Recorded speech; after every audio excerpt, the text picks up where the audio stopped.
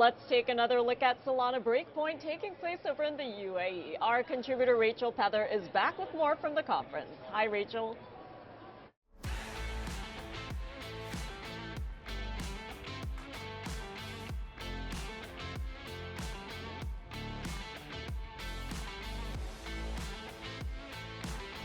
Hi everyone, we're here at Solana Breakpoint in Abu Dhabi, the first time that it has been held in the Middle East. Super excited to be here, and I'm joined today by Jason Dominique. He is the CEO and co-founder of Onchain.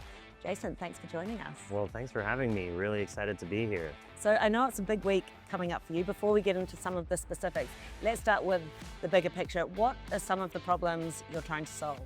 Yeah, well, I mean, going straight into it, we're all really excited about this potential of the on-chain economy, but most people that want to go and, transact on-chain beyond stablecoins, because obviously that part is almost pretty figured out, but all of these assets that live, directly on these ecosystems like Base or Solana or BNB Chain, they're very hard to get to because there's many steps involved. One of them being like having to acquire gas. Most people will be like, well, gas is something I put in my car.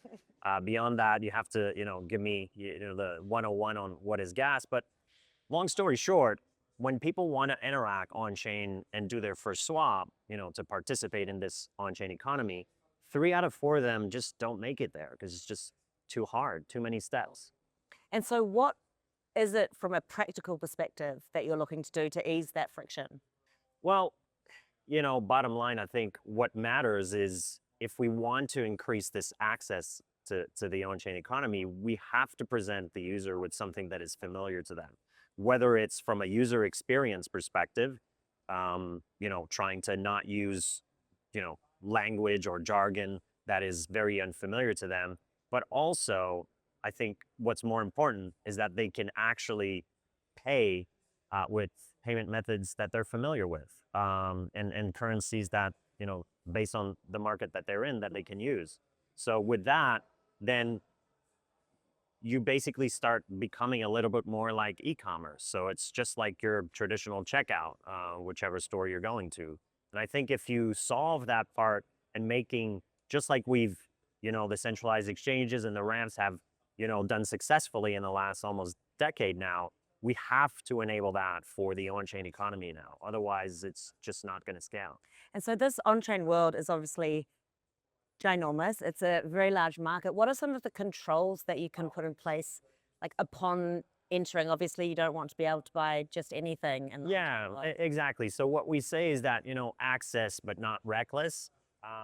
So right now we live kind of in a spectrum. We live in a either very centralized and controlled environment, which are these exchanges. And then you have all the way on the other side of the spectrum, we have decentralized finance with the exchanges that live over there, Uniswap, Radium, etc.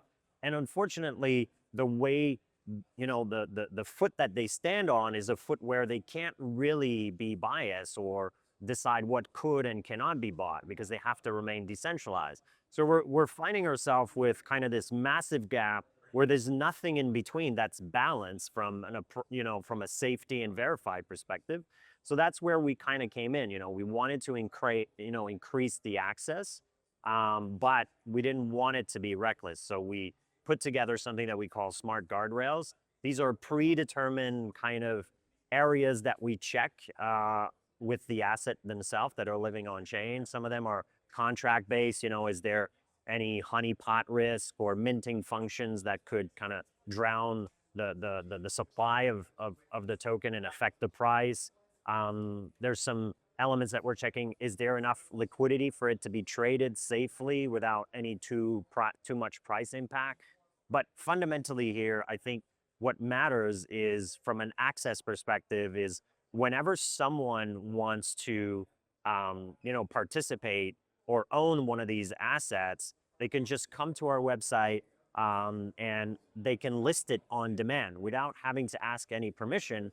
And when this request is being done, basically this is when the smart guardrails operate. They operate in real time every single time that a request is being made, so that we know if things are changing. It's not because we've enabled access 2 weeks ago or 5 months ago that access can be granted or permitted today. Amazing. And so myself as an individual, I want to come into this world. What would you advise me? What are the easiest ways to do it, and how are you facilitating that? Well, that's obviously the million-dollar question. Ultimately, the way we see this is we want to enable access at the point of discovery.